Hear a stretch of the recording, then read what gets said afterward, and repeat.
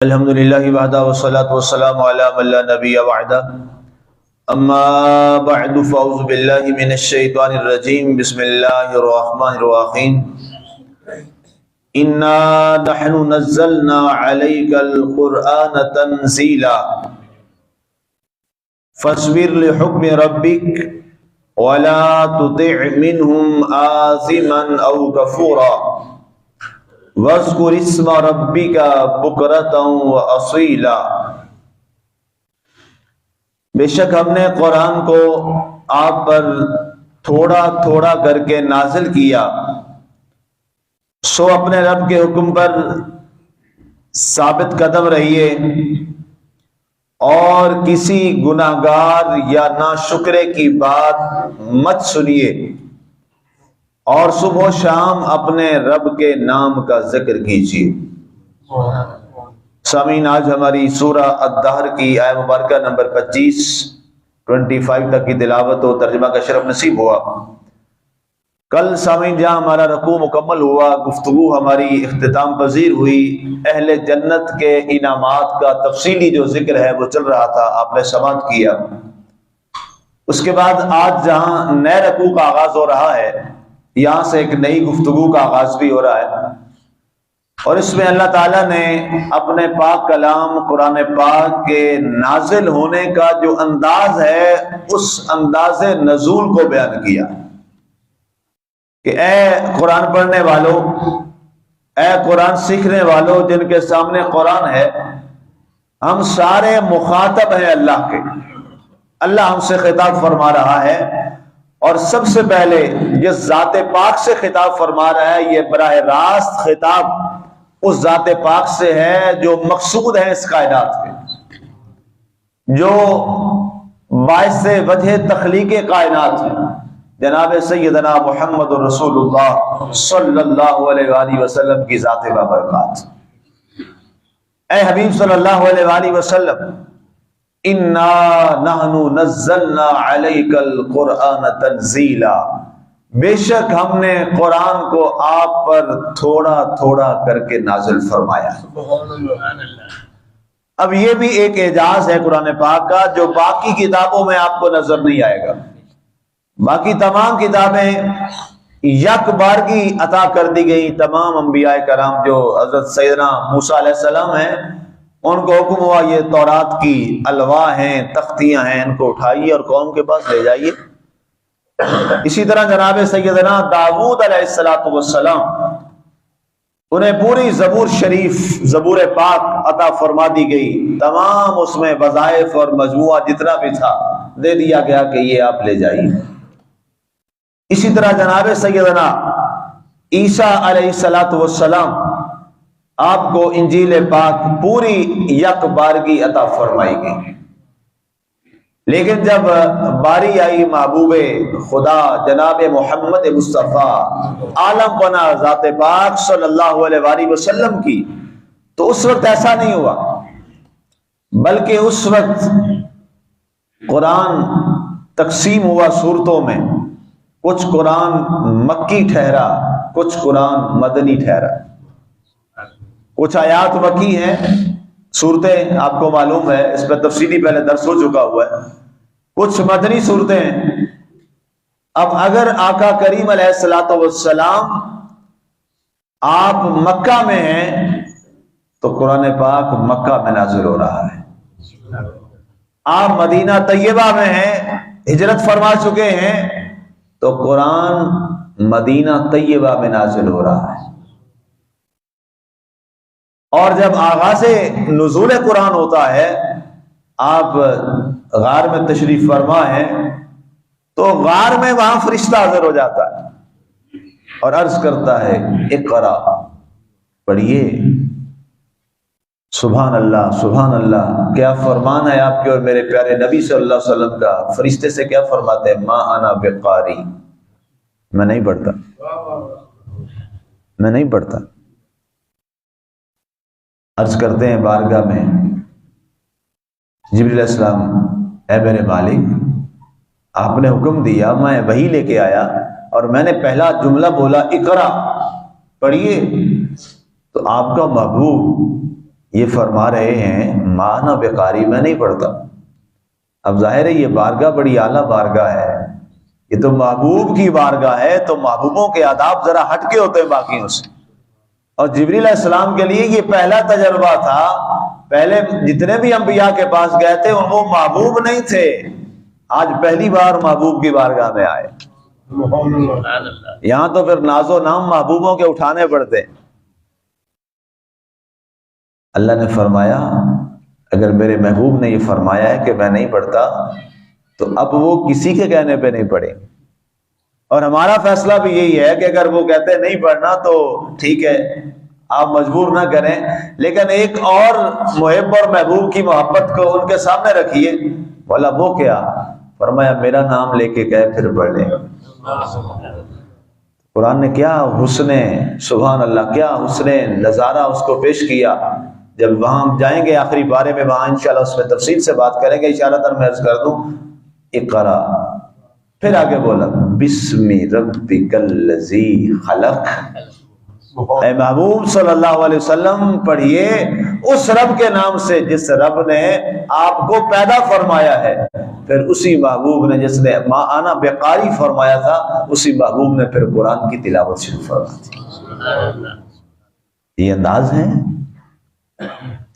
تو اسی انداز کو یہاں پر ایک اشارتاً یہ بات فرمائی۔ پہلے بھی ایک لمحہ یہ گزرا ایسا، انا نحن نزلنا، بے شک ہم نے ہی نازل کیا ہے۔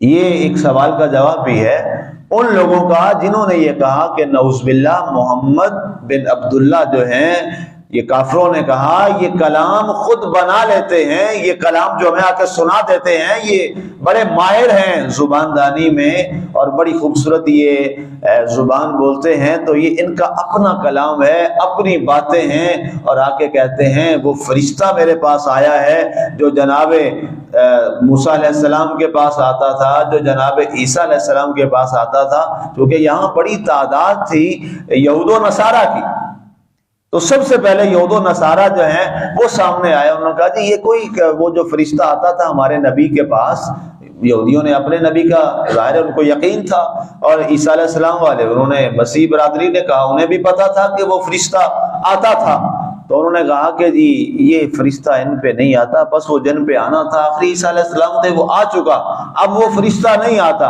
اور یہ اپنا کلام جو ہے ہمیں آ کے سنا کے کہتے ہیں یہ اس اللہ کا کلام ہے جو موسیٰ کا نبی ہے، جو عیسیٰ علیہ السلام کا نبی ہے، یہ ایسی بات نہیں ہے۔ تو اللہ نے ان کے اس ازالہ کا، اس شبہ کا مکمل طور پہ ازالہ فرماتے ہوئے فرمایا انا نحن نزلنا، اے لوگو یہ ہمارا محبوب خود نہیں بتاتا، یہ کلام ہم نے ہی نازل کیا۔ انا نحن، ڈبل بات، انا کا معنی پہ اگر آتی بات تو پوری تھی، انا بے شک ہم، نحن پھر ہم، ڈبل یہ بات آئی، اس بات کو مزید کنفرم کرنے کے لیے اور پختہ کرنے کے لیے، بے شک ہم ہی ہیں، نزلنا، پھر جمع متکلم کا صیغہ، تین صیغے ہیں جمع متکلم کے، انا نحن نزلنا، تین بار فرمایا ہم نے ہی نازل کیا۔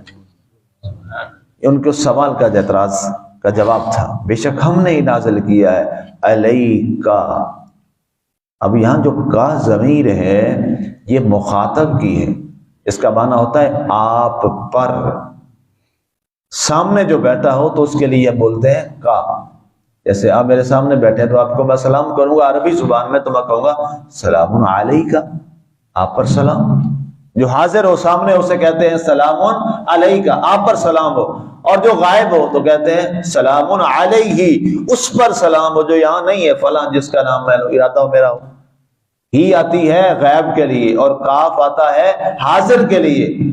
اب یہ کلام جو اللہ فرما رہا ہے آج بھی یہ ضمیر ہمارے سامنے موجود ہے نا، علیکا، اے حبیب آپ پر، آج جو بھی قرآن پڑھے گا تو پتہ کیا چلا، حضرت سیدنا محمد رسول اللہ صلی اللہ علیہ وسلم کی ذات پاک آج بھی ظاہر و موجود ہے۔ ظاہری طور پر تو آپ کا جسد اطہر اس روضہ انور شریف میں ہے، لیکن حقیقت میں آپ کا جو فیض روحانیت ہے اور آپ کا جو فیض نبوت ہے وہ پوری کائنات پر ہر وقت ہر جگہ موجود ہے۔ یہاں ایک حدیث سن لیجیے، اللہ کے نبی حضرت سیدنا محمد رسول اللہ صلی اللہ علیہ وآلہ وسلم آپ ارشاد فرماتے ہیں کہ جب تمہاری کہیں سواری گم ہو جائے کسی جنگل میں تو فرمایا اب تمہیں کوئی سبیل نظر نہ آئے کہ مجھے سواری نہیں مل رہی، تو فرمایا اونچی آواز میں کہا کرو اعینونی یا عباد اللہ، اے اللہ کے بندو میری سواری ڈھونڈنے میں میری مدد کرو۔ صحابی نے عرض کی یا رسول اللہ صلی اللہ علیہ وسلم وہاں تو کوئی بندہ ہی کوئی نہیں ہے، اب ہم کس کو آواز لگا رہے ہیں، جنگل بیابان ویرانہ ہے۔ فرمایا اللہ تعالیٰ نے غائبی طور پر کچھ لوگ رکھے ہوتے ہیں جو تمہیں نظر نہیں آتے، وہ جو ہی صدا لگائی جاتی ہے وہ آ کر تمہاری مدد کر دیتے، تمہیں نظر نہیں آتے۔ اب عباد اللہ، اللہ کے بندے، انبیاء اللہ کے الفاظ نہیں حدیث میں، عباد اللہ، اللہ کے بندے۔ جب حضور صلی اللہ علیہ وسلم کی امت کے لوگ ایسے ہیں جو اپنے روحانی فیض سے گم سواریاں ڈھونڈ کے مدد کر دیتے ہیں، تو جو ان کا نبی اور رسول ہے اس کا مقام کیا ہوگا؟ جہاں سے پکارو، جب صدا لگاؤ، جس وقت تصور میں آؤ، اسی وقت آپ کے اور میرے رسول ہمارے سامنے۔ ایک شاعر کا وہ بڑا خوبصورت شعر مجھے یاد آ گیا اچانک، دل کے آئینے میں ہے تصویر یار، دل کے آئینے میں ہے تصویر یار، جب ذرا گردن جھکائی دیکھ لی۔ ہر لمحہ اور جن کا تعلق ہوتا ہے اس وابستگی میں اپنے اعلیٰ مقام پہ ہوتے ہیں، انہوں نے تو یہاں تک لکھا ہے، حضرت بایزید بستامی رحمۃ اللہ تعالیٰ علیہ کے بارے میں اور حضرت بشر حافی کے بارے میں یہ روایت ہے، آپ سے کسی نے سوالے سے سوال کیا کہ کیا حضور صلی اللہ علیہ وآلہ وسلم حاضر و ناظر ہے؟ اس پر قرآنی حوالے میں میرے جمعے کے بڑے سارے خطبات آپ سن چکے ہیں، اِنَّا أَرْسَلْنَاكَ شَاهِدًا، شاہدہ پہ میں نے پورا جمعہ پڑھایا تھا، ایک آپ کو یاد ہو کہ نہ ہو، حاضر ناظر پہ شاہدہ کا معنی کیا ہے؟ تو واقعہ بزرگوں کا سن لیجئے۔ کسی نے کہا جی کیا حضور علیہ الصلوۃ والسلام ہر جگہ حاضر و ناظر ہیں؟ آپ نے فرمایا تم نے یہ کیا بات کی ہے، میں ایک لمحہ کے لیے حضور صلی اللہ علیہ وسلم کو اپنے سامنے نگاہوں سے جدا سمجھوں تو اپنے آپ کو کافر سمجھتا ہوں، اپنے آپ کو کافر سمجھتا ہوں۔ کہا وہ کیسے؟ کہا میں ہر وقت پڑھتا ہوں لا الہ الا اللہ محمد الرسول اللہ۔ اس کا ترجمہ کیا ہے؟ جی ترجمہ یہ ہے اللہ کے سوا کوئی عبادت کے لائق نہیں اور محمد اللہ کے رسول ہیں۔ سب بولے ہیں نا آپ، کیا ہیں؟ تو ہیں کا مطلب کیا ہوتا ہے؟ موجود۔ کوئی ترجمہ کرے نا محمد اللہ کے رسول تھے، کوئی کرے؟ دنیا میں کسی نے کیا ہے؟ کسی کو جرت ہوئی ہے؟ نہ جرت ہوئی تھی، نہ ہوئی ہے، نہ قیامت تک ہوگی۔ اگر یہ جملہ بولیں گے رسول تھے، وہیں کلمے کا سسٹم سارا ختم۔ کلمہ ہوتا ہی تب ہے جب کہتے ہیں محمد اللہ کے رسول ہیں، محمد اللہ کے رسول ہیں۔ آپ کو آسان سی دلیل دی ہے، وہ لوگ جی باقی آیتیں یہ وہ ہمارے علماء سے جا کے پوچھنا، ہم سے صرف کلمے کی بات کر، جس پہ تو بھی مسلمان ہوا ہے میں بھی مسلمان ہوا ہوں، کلمے پہ تو سارے ہم برابر ہیں نا، جس نے ہم سب کو مسلمان کیا ہے، تو کلمہ ذرا پڑھ۔